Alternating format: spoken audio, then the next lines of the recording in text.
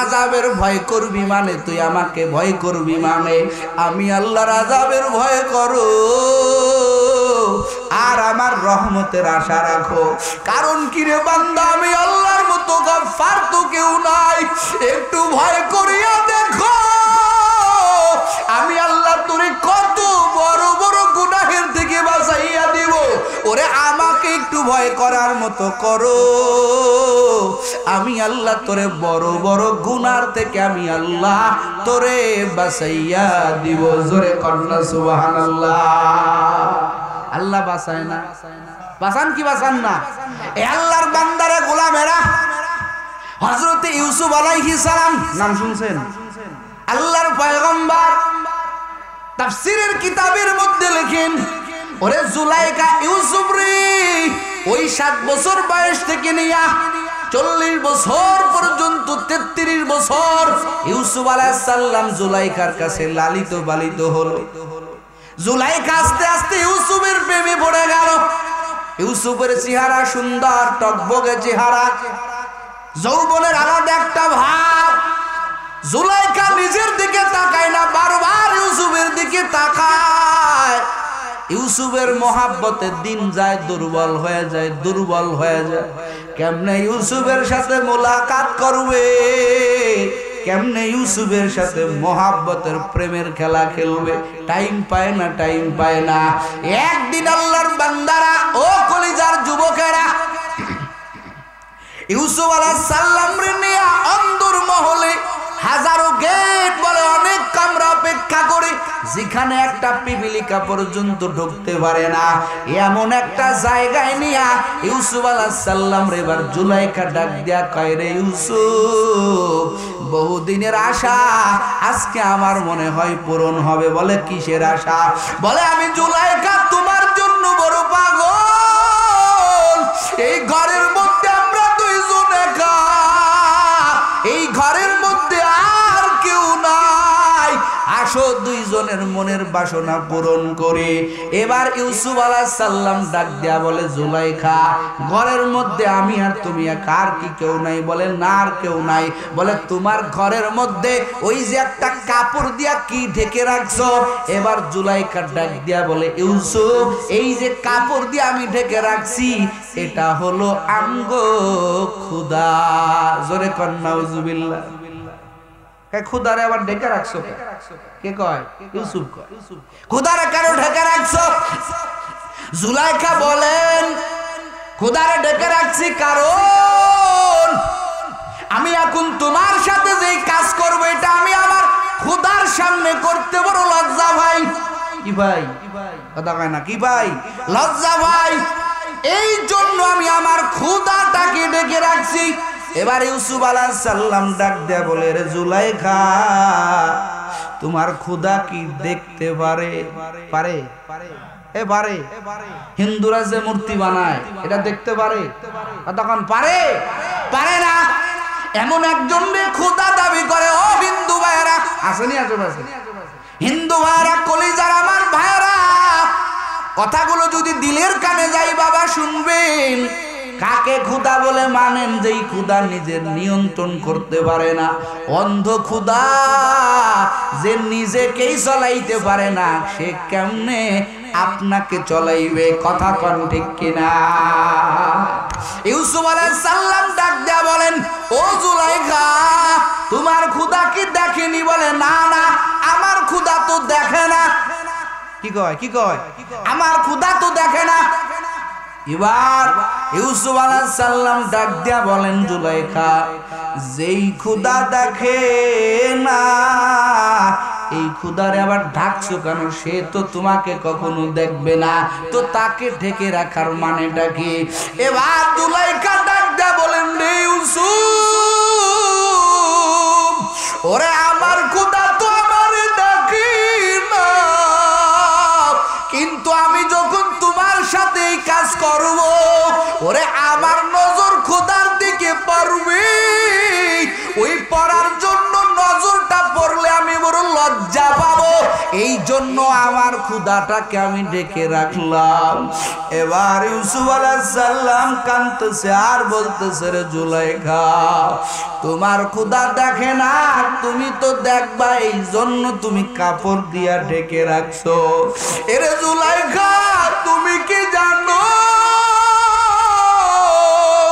ওরে আমারও একজন খোদা আছে, ওরে আমার মালিক,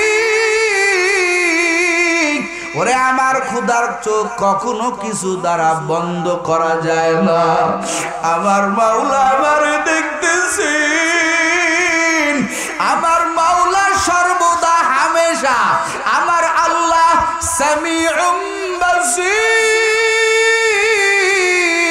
আল্লাহু আকবার বলেন। আমার খোদা সব সময় দেখেন, আমার খোদা সব কিছু শোনেন, আমার খোদার চোখের থেকে কিছু আড়াল হয় না। ওরে আমাবস্যা রাত, কি রাত? আমাবস্যা রাত, অন্ধকার রাত, ওরে কালো পিপিলিকা, ওরে পাথরওয়ালা পাহাড়, কালো পাহাড়, ওই পাহাড়ের উপর দিয়ে একটা কালো পিপিলিকা যদি গভীর রাত্রে হেঁটে যায়, ওটা যন্ত্র দিয়েও দেখা যায় না। কিন্তু আমার মালিকের কুদরতি চোখ কেমন! এরে নওগাঁর মুসলমান ও পর্দার আড়ালের আম্মা জান, আমার আল্লাহ তাআলা ওই কালো পিপিলিকার চলাটা, ওর এক একটা পা আমার আল্লাহ স্পষ্ট দেখতে পায়। সুবহানাল্লাহ। এবার ইউসুফ আলাইহিস সালাম কান্না করে আর বলে, রে জুলাইখা, তুমি তোমার খোদাকে ঢেকতে পারলা, আমি আমার মাওলাকে তো ঢেকতে পারবো না। ওরে আমার অন্তরের ভিতর আমার মাওলার ভয় ঢুকানো। এরে জুলাইখা, আমি তোমার সাথে অপকর্ম করতে পারবো না, আমি আমার মাওলাকে ভয় করি। এই যে মাওলার ভয়ের কারণে আমার আল্লাহর গায়বী মদদ শুরু হয়ে গেল রে বাবা। আমার আল্লাহ কয়, রে ইউসুফ, রে ইউসুফ, বিন্দু পরিমাণ চিন্তা করিও না, একটা দৌড় দাও, একটা দৌড় দাও, আমি আল্লাহর কুদরতি মদদ শুরু হয়ে যাবে। ওরে জুলাইখা, কয়টা দরজায় তালা লাগাইছে? এরে ইউসুফ, আল্লাহু আকবার বলে একটা দৌড় দাও, তোমার দায়িত্ব দৌড় দেওয়া, আমি আল্লাহর দায়িত্ব। ওরে জুলাইখার সব তালাগুলো টাস টাস করে ভেঙে ফেলা। জোরে কোন আল্লাহু আকবার। ইউসুফ আলাইহিস সালাম দৌড় দেয়, আমার আল্লাহ কুদরতি ভাবে সব ঘরের দরজার তালাগুলো আমার আল্লাহ টাস টাস করে ইউসুফের জন্য খুলে দেয়। हर गोरी दीने को तू तैयार है, जो ना मंगे उससे तू बेजार है, हर तरफ से होके हम खारोतबा आपरे अब तेरे दर पर या इला है, तू ही हाजत रवा दो जहां, हम तेरा दर सोर कर जा ए कहा। সে আল্লাহ আছে না নাই? আওয়াজ আসতে কেন? আল্লাহ মনে হয় বুড়া হয়ে গেছে। সেই আল্লাহ আছে না নাই? সেই আল্লাহ আপনাকে আমাকে গুনাহের থেকে বাঁচাতে পারেন কি পারেন না? জোরে বলেন, পারেন কি পারেন না? আল্লাহ আপনাকে সাহায্য করবে কখন? যখন আপনি আল্লাহকে ভয় করবেন। এরে কলিজার যুবক, মাওলার ভয় না থাকার কারণে রে যুবক মোবাইলের গুনাহ করো, তুমি আজকে বেয়াদবি করো, মা বাবার সাথে খারাপ ব্যবহার করো। ওরে তোমার সামনে কেউ না থাকলে তুমি অপরের টাকা চুরি করো, মায়ের টাকা চুরি করো, বাবার টাকা চুরি করো, কারণ তোমার মধ্যে সবার ভয় আছে, আমার আল্লাহর ভয় নাই। কথা কোন ঠিক কিনা? এরে কলিজার যুবকেরা, একটা মেম্বারকে মুত্তাকিওয়ালা মেম্বার, মুত্তাকিওয়ালা একটা আল্লাহর বান্দাকে মেম্বার বানায়া দেন, ওই ওয়ার্ডের একটা কম্বল চুরি হবে না। কথা কয় না কে? এই যে করোনার ভিতরে দেখেছিলাম কত নেতার চকির তলে খাটের ওই মাসালটা যখন উঠাইছে, দেখে আল্লাহর বান্দা খাটের নিচে ডিরামে ডিরামে বোতলে বোতলে তেলগুলো সাজায়া রাখছে। কথা কয় না? দেখেন না আপনারা? এই যুবকেরা, ফেসবুকের মুতালারা, ফেসবুকের গোলামেরা দেখো নাই? খবরে দেখো নাই? কত মানুষের টাকা, কত মানুষের কিছু লুকাইয়া লুকাইয়া রাখছেন। এই যে এখন ধরা পড়তেছে আমগো সব মোহাব্বতের নেতারা, কত সুনামওয়ালা নেতারা, কত তাহাজ্জুদ পড়নেওয়ালা নেতারা এখন ধরা পড়তেছে দেশের শত শত বিলিয়ন ট্রিলিয়ন কোটি কোটি টাকা মেরে দিয়া বিদেশে পাচার করেছে। কথা বলেন ঠিক কিনা? এরাও দেশ পরিচালনা করেছেন, আবার এমনও লোক দেশ পরিচালনা করেছেন ওরে একটা কম্বল দিয়া জীবন পার করে, একটা কম্বল বাগেরটাই নেয়, দ্বিতীয় কোনো কম্বল আল্লাহর বান্দা নেয় না। খলিফাতুল মুসলিমিন হযরতে উমর এমন খলিফা যিনি রাজ্য পরিচালনা করেন, জুমার ইমামতিও পরিচালনা করেন। সুবহানাল্লাহ। এরকম নেতা আমরা চাই কি চাই না? কারা কারা চান তাকে হাত জাগান তো। লিল্লাহি তাকবীর, নারায়ে তাকবীর। এরকম নেতা আমরা চাই যে নেতা রাজ্য পরিচালনা করবেন, আবার জুমার নামাজেরও পরিচালনা করবেন। কথা কোন ঠিক কিনা? যে সহিভাবে তেলাওয়াত করবে, যার ভিতরে কোরআন হাদিসের ইলম থাকবে। কথা কয় না কেন? আমরা বহুদিন অনেককে দেশের দায়িত্ব দিয়া দেখেছি, সবাই মোহাব্বতে উদারতার বেশে ক্ষমতায় আসে, আসার পরে টাটকা ডাকাত হয়ে যায়। কথা কন না কেন? ওরে উদারতার পরিচয় দিয়া ক্ষমতায় আসে, এটা করব সেটা করব, ওরে তোমাদের জন্য হৃদয় কাঁদে, তোমাদের জন্য মন কাঁদে, আমার তো কিছুই না, সব তোমার। কিন্তু ক্ষমতা পাওয়ার পরে নেতার এমন পাওয়ার বাড়ে, গরিবের 1 কেজি চাউল মারতেও নেতা সাহেব দ্বিধাবোধ করে না। কথা কন ঠিক কিনা? ও আল্লাহর বান্দারা, ও কলিজার যুবকেরা, ওই নেতাকে ক্ষমতায় বসাইও। ওরে যেই নেতা রাজ্য পরিচালনা করার যোগ্যতা রাখে, যেই নেতা জুমার নামাজ পড়ানোর যোগ্যতা রাখে। কথা হয় না? এখন আমগোজ নেতা এরা যদি জোর করে জুমার নামাজে দেন, সেজদায় যাবেন, উঠাইয়া দেখবেন নেতা সাহেব নেই। কথা হয় না? আপনারা উঠেন কেন? যে কয়জন আছেন উঠেন কেন? দোয়া করে দেব অল্প শুধু। উঠবেন না ভাই, কষ্ট হয় আপনাদের। কথাগুলো ভুল বলতেছি। মায়ের আমার হযরত উমর অদ্দ জাহানের খলিফা, কেমন তাকওয়াবান। ও কলিজার যুবকেরা, হযরত উমর ফারুক রাদিয়াল্লাহু তাআলা আনহু জুমায় খুতবা দিতে যাবেন। কি করতে যাবেন? জুমায় খুতবা দিতে যাবেন। পোশাক একটা, কয়টা? যেরকম কয়টা? এক পোশাক। জুমায় খুতবা দিতে আসছেন 2টা পোশাক নিয়া, দোনোটাই নতুন। জনগণ সেমন আবার টাটকা করা জনগণ। একজন দাঁড়াইয়া কয়, খলিফাতুল মুসলিমিন, গতকাল আপনি আমাদেরকে এক একটা করে কম্বল আমাদেরকে বিতরণ করলেন, আজকে আপনি জুমার নামাজে খুতবা দিতে আসছেন, আপনার গায়ে কেন 2টা কম্বল? আপনি কি আমগো এটা দিছেন? আপনি কি নিজে 2টা নিছেন? প্রশ্নটা কি বড় কঠিন? আমগো এটা করে দিলাম, আপনি তো ভাগের ভাগ কয়টা পাবেন? কথা কয় না কেন? এখন খলিফা থেকে কি বেশি পাবে? কথা কন বেশি পাবে? না না না, তিনিও তো একটা পাবেন।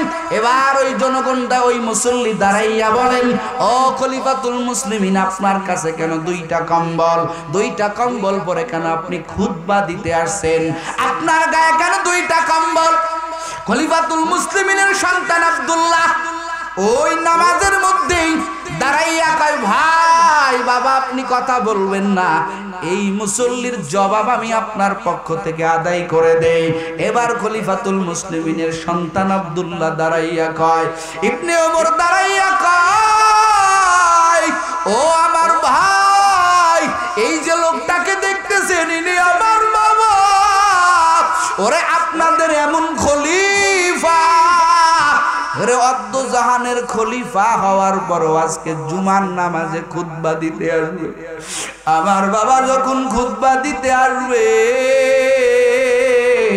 দেখি আমার বাবা একটা সিরা কম্বল নিয়ে আর একটা নতুন কম্বল নিয়ে আমার বাবা খুতবা দিতে আসবে। আমি আমার বাবাকে বললাম, বাবা, ওরে হাজার হাজার মানুষ আপনার পিছনে ইক্তেদা করবে, পুরান কাপড় পরে কেন জুমায় যাবেন? ও আব্বাজান,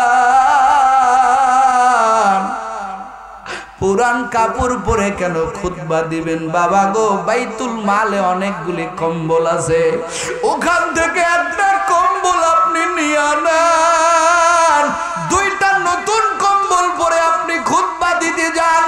এবার খলিফাতুল মুসলিমিন কান্না করে আর বলে, সন্তান, ওরে আমি যে আর একটা কম্বল নিব, এটা কার কম্বল? আমার যে অধিকার একটা কম্বল, এটা তো আমি নিয়ে নিছি, আর একটা কম্বল আমি কোন অধিকারের বলে নিব? আমার ক্ষমতার বলে নিব? হয়তো আমি দুনিয়াতে নিব, কেউ আমারে কিছু করতে পারবে না, ওরে কেউ আমাকে বাধাও দিতে পারবে না, কিন্তু সন্তান আল্লাহর বিচার আদালয়, আল্লাহর হাসরের ময়দানে, ওই কঠিন ময়দানে আমার মাওলা যদি আমার ডাক দেয়া কয়, রে উমর, আর একটা কম্বল যে ক্ষমতার জোরে নিলি, এই কম্বলটা কোন অধিকারের বলে নিলি রে সন্তান? আমার মাওলা যদি আমারে প্রশ্ন করিয়াই ফেলে, আমি ওই দিনকে আল্লাহর কাছে কি জবাব দিব? এরে সন্তান, আল্লাহর ওই হাসরের ময়দানে, ওই আল্লাহর বিচার আদালতে আমি বড় ভয় করি। আল্লাহর হাসরের ময়দানে বিচার দিবসের বড় ভয়। এরে সন্তান, আমি দ্বিতীয় আর একটা কম্বল নিতে পারবো না। খলিফাতুল মুসলিমিনের সন্তান ডাক দেয়া কয়, ভাই, এই লোকটারে তোমরা ভুল বুঝো না। আমার বাবা যখন এই কথা বলছেন, তখন আমি বললাম, বাবা ঠিক আছে, আপনারটা আপনি নেন, আর আমি আপনার সন্তান, আমিও ভাগে একটা নতুন কম্বল পেয়েছি, আমার ভাগেরটাও আপনাকে দিয়া দিলাম। দুইটা নতুন কম্বল পরে আপনি জুমার নামাজের খুতবা পাঠ করে। ও কলিজার যুবকেরা, ও নওগাঁর মুসলমান, মহাদেবপুরের বাসী, আল্লাহর ভয় কি পরিমাণ এদের মধ্যে, কিভাবে রাজ্য পরিচালনা করেছেন, কি পরিমাণ আল্লাহর মোহাব্বত নিয়া, কি পরিমাণ তাকওয়া নিয়া এরা চলেছেন। ওরে তাকওয়াবান, তাকওয়ার কারণে বাবা তাকওয়াবান, মা তাকওয়াবান, সন্তানটাও তাকওয়াবান হয়। কথা কয় না কে? আজকে সন্তান ডাকাত হয়, সন্তান তসলিমা নাসরিন হয়, আজকে সন্তান পরিমণির মতো বেপরদাগিরি হয়। কারণ কি? তোমার আমার মধ্যে তাকওয়ার অভাবের কারণে আজকে ওই আসরটা সন্তানের উপর গিয়া পড়ে। কথা কন ঠিক কিনা? এই আসরটা সন্তানের উপর গিয়া পড়ে। যেমন বাবা তেমন সন্তান। ইবনে উমর, উমরের সন্তান, ইনি বড় তাকওয়াবান, আবার বিবাহ দিয়েছেন বাবা হইয়া। ওই সেই মহিলা, যেই মহিলা রাত্রেবেলা মা ডাক দেয়া কয়, রে সন্তান, দুধের মধ্যে পানি বাজাইয়া দাও। এবার মেয়েটা কয়, মা, পানি বাজাইয়া দিলে আমগো খলিফা বড় করা, আমগো উপরে বয়ক করবে, আমগোর উপরে বিচার আদালত কায়েম করবে। এবার মা ডাক দেয়া কয়, এত রাত তো খলিফা তো নাই। এবার মেয়েটা ডাক দেয়া কয়, ও মা, হয়তো খলিফাতুল মুসলিমিনের চোখ ফাঁকি দিতে পারলাম, কিন্তু খলিফারও আরেকজন খলিফা আছে, আরেকজন আল্লাহ আছে, তিনি আমার মালিক। ওরে খলিফার চোখ তো ফাঁকি দিতে পারলাম, ও মা, আল্লাহর কুদরতি চোখ কেমনে ফাঁকি দিব? খলিফাতুল মুসলিমিন ঘরের কিনারায় দাঁড়াইয়া দাঁড়াইয়া দাঁড়াইয়া দাঁড়াইয়া ঘটনা শুনতেছে। খলিফা আর দেরি করে না, বলে, এই মহিলাটা আমার আল্লাহর বড় মুত্তাকি বান্দা। বেপরদার আলের আম্মা জান, আল্লাহকে ভয় করেন, আপনার সন্তান জামানার ওলি হবে। আপনার সন্তান জামানার বড় ডাক্তার হলেও মুত্তাকি ডাক্তার হবে, তাকওয়াবান ডাক্তার হবে। আপনার সন্তান যদি ইঞ্জিনিয়ার হয়, যেই মা গুনাহের ভয়ে, আল্লাহর আযাবের ভয়ে, ওরে প্রতিদান দিবসে বিচারের ভয়ে, যেই মা বেপরদা করে না, যেই মা পর্দাবিহীন চলে না, নামাজ ছাড়ে না, কোরআন তেলাওয়াত ছাড়ে না, এই মার গর্ভের সন্তান যদি ওরে ইঞ্জিনিয়ারও হয়, তারপরেও তাকওয়াবান ইঞ্জিনিয়ার হবে। কথা হয় না গা? ওই মায়ের সন্তান যদি ডাক্তার হয়, তাকওয়াবান ডাক্তার হবে। ওই মায়ের সন্তান যদি শিক্ষক হয়, তাকওয়াবান শিক্ষক হবে। কথা কন ঠিক কিনা? আজকে আমাদের দেশের মধ্যে তাকওয়াবান ইঞ্জিনিয়ারের বড় অভাব, তাকওয়াবান ডিসির বড় অভাব, তাকওয়াবান ওসির বড় অভাব। কারণ কি?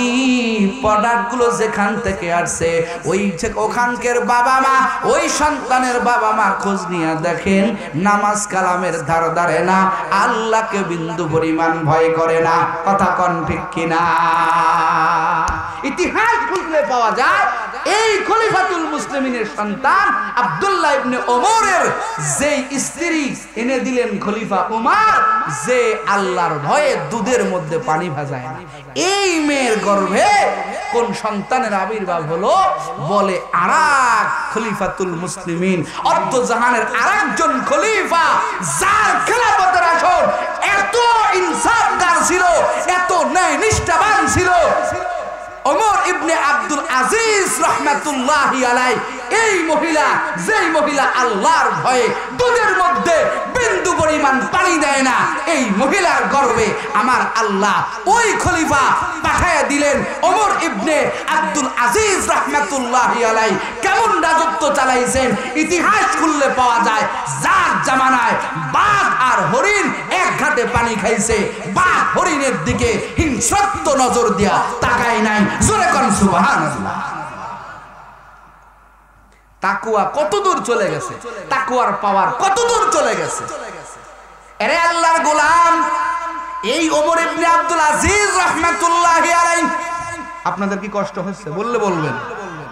এই ওমর ইবনে আব্দুল আজিজ রাহমাতুল্লাহি আলাইহি এর জীবনী খুলে দেখবেন, কেমন করে এরা জীবন চালাইছেন, কেমন করে রাজত্ব চালাইছেন রে বাবা। কি পরিমাণ আমার মাওলাকে ভয় করেছেন ওমর ইবনে আব্দুল আজিজ রাহমাতুল্লাহি আলাইহি। ওরে যার জামানার, যার বিচারের প্রয়োগটা, যার বিচারের অ্যাকশনটা, যার ন্যায় নীতিটা, ওরে একটা পশুর পর্যন্ত চলে গেছে। ওরে একটা সিংহ আর একটা হরিণ এক ঘাটে পানি খায়, সিংহ পানি খায় কিন্তু হরিণের দিকে তাকায় না, কারণ আল্লাহর ভয়। আমি সবল হইয়া দুর্বলের উপরে আক্রমণ করব। ওই খলিফাতুল মুসলিমিন হযরত ওমর ইবনে আব্দুল আজিজ রাহমাতুল্লাহি আলাইহি তাকওয়ার কারণে, তাকওয়ার মেডিসির কারণে মা তাকওয়াবান, সন্তানও আমার আল্লাহ সেমন তাকওয়াবান বানাইয়া দিছি। এর একটা ঘটনা কই, এই মাইকের আওয়াজ ডাউন হয়ে গেছে।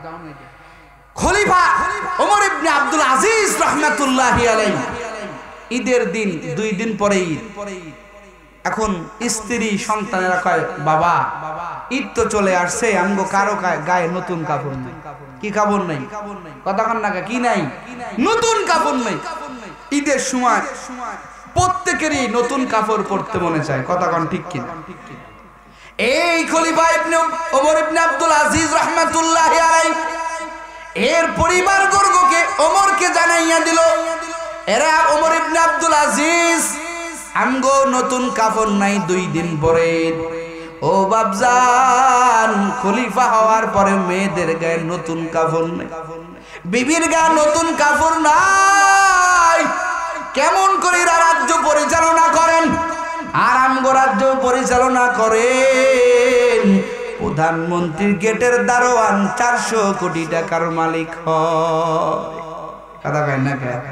400 কোটি টাকার মালিক হয়, হাজার হাজার কোটি কোটি টাকা এরা কোথা থেকে পায়?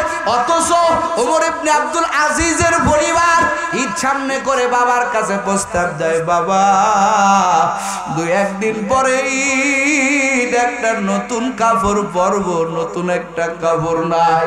ও বাপজান, আপনাকে একটা বুদ্ধি শিখাইয়া দেই।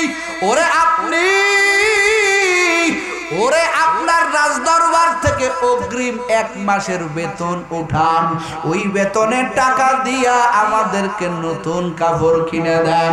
ওমর ইবনে আব্দুল আজিজ রাহমাতুল্লাহি আলাইহি ছেলে মেয়েদের কথা শুনিয়া ওই যে মুহাফিজ বাইতুল মালের যিনি মুহাফিজ, যিনি সবাইকে বেতন দেয়, তার কাছে যাইয়া, কোষাধ্যক্ষের কাছে যাইয়া ওমর ইবনে আব্দুল আজিজ ওরে ডাক দিয়া কয়, ভাই আমাকে 1 মাসের অগ্রিম বেতন দেন, আমার বাড়িতে ঈদের কাপড় নাই, সন্তানগুলো সিরা সিরা কাপড় পরে, আর 2-1 দিন পরে ঈদ, 1 মাস অগ্রিম বেতনের টাকা দেন। মুহাফিজ সাহেব ডাক দিয়া কয়, ও খলিফাতুল মুসলিমিন, আপনি 1 মাসের অগ্রিম বেতন চাইছেন, আমি দেব, কোনো সমস্যা নাই, তবে আমার একটা শর্ত আছে। জোরে কান কয়টা? জোরে কান কয়টা? একটা শর্ত। বলে কি শর্ত? বলে আপনার একজন প্রতিনিধি আমাকে দেন, আপনার অবর্তমানে আমি তার কাছ থেকে টাকাটা প্রয়োজনে উঠাই নিতে পারবো। আপনি একটা জামিনদার রাখেন, ওই জামিনদারের সই আমি নিব, এরপরে আমি আপনাকে 1 মাস অগ্রিম বেতনের টাকা দিব। এবার খলিফাতুল মুসলিমিন ডাক দিয়া বলেন, ও ভাই, ও মুহাফিজ ভাই, কেন আপনি আবার জামিনদার নেবেন? এবার মুহাফিজ কোষাধ্যক্ষ ডাক দিয়া বলে, খলিফাতুল মুসলিমিন, আপনি তো আমাকে আমানতদারি শিখাইছেন, এই যে আপনি 1 মাস অগ্রিম বেতন নিতেছেন, এই অগ্রিম বেতন আপনি নিলেন, ভালো কথা, আল্লাহ না করুক আজকে রাতেই যদি আপনার ইন্তেকাল হয়ে যায়, আপনি যদি মরে যান, ও খলিফাতুল মুসলিমিন, আপনি তো 1 মাস ডিউটি করলেন না, অগ্রিম টাকা নিয়ে গেলেন, এই টাকাটা তো আপনার না, কিন্তু আপনি তো নিয়ে গেলেন। আমি তো আল্লাহকে ভয় করি, এই টাকাটা আমি কোথা থেকে পূরণ করব? আপনি চলে গেলে এই টাকাটা কেউ তো দিতে পারবে না, এজন্য একটা জামিনের ব্যবস্থা করেন, আমি আপনার 1 মাস অগ্রিম বেতনের টাকা দিয়া দেব। এবার খলিফাতুল মুসলিমিন এবার 2 চোখ বেয়ে পানি পড়তেছে, আর কান্না করতেছে, আর বলতেছে, কোষাধ্যক্ষ ভাই,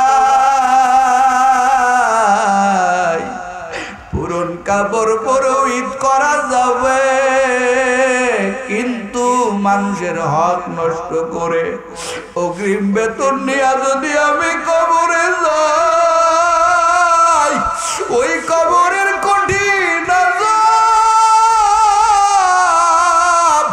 ওরে আমি তো সহ্য করতে পারবো না। আমার অগ্রিম টাকার দরকার নাই, আমার টাকা দরকার নাই, আমি আমার পরিবারকে বুঝাবো। ওরে পুরন কাপড় পরে ঈদটা চালাও, তারপরও আমি অগ্রিম বেতন দিব না, যদি আমি মারা যাই কেমনে পরিশোধ করব? ওরে কি পরিমাণ আল্লাহর ভয়! আমার আল্লাহ তাআলা বলেন, রে কলিজার যুবক, আম্মা মান খাফা মাকামা রাব্বিহি ওয়া নাহান নাফসা আনিল হাওয়া ফাইন্নাল জান্নাতা হিয়াল মাওয়া। আমার আল্লাহ তাআলা বলেন, যারা আমি আল্লাহর ভয়ে, ওরে যারা আমি আল্লাহর হাসরের ময়দানে, ওরে বিচার দিবসের দিনে বিচারের ভয়ে যারা আমি আল্লাহকে ভয় করবে, ওরে যারা গুনাহ থেকে বেঁচে যাবে, আমার আল্লাহ কাইফা ইন্নাল জান্নাতা হিয়াল মাওয়া। এরে নওগাঁর মুসলমান, এরে মহাদেবপুরের মুসলমান, ও কলিজার যুবক, আমার আল্লাহ আল্লাহ তাআলা বলেন তার জন্য আমি আল্লাহ জান্নাত নির্ধারণ করে দিলাম। একটু জোরে কোন সুবহানাল্লাহ। এরে কলিজার ভাই, ওরে যুবক, আল্লাহর ভয় তোমার মধ্যে কি পরিমাণ আছে তুমি তোমাকে প্রশ্ন করো।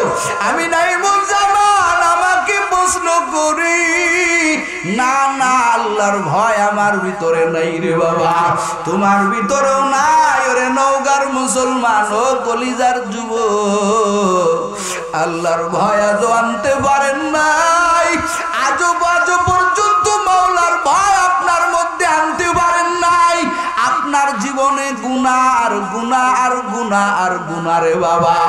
এই গুনাহ নিয়ে যদি আপনি কবরে যান, ওই কবরটা আপনার জন্য ও বাপজানের একটা জাহান্নামের গর্ত হয়ে যাবে। আল্লাহর আযাব কি সহ্য করতে পারবেন? আপনিও দুর্বল, আমিও বড় দুর্বল। আল্লাহ মানুষ বানাইয়া বলেন ওয়া খুলিকাল ইনসানু দাইফা। এই মানুষ জাতিকে আমি আল্লাহ বড় দুর্বল করে বানাইছি। ওরে কলিজার যুবক, আর কয়দিন মাওলার নাফরমানি করবেন? এখনো পর্যন্ত মাওলার ভয় আপনার মধ্যে নাই।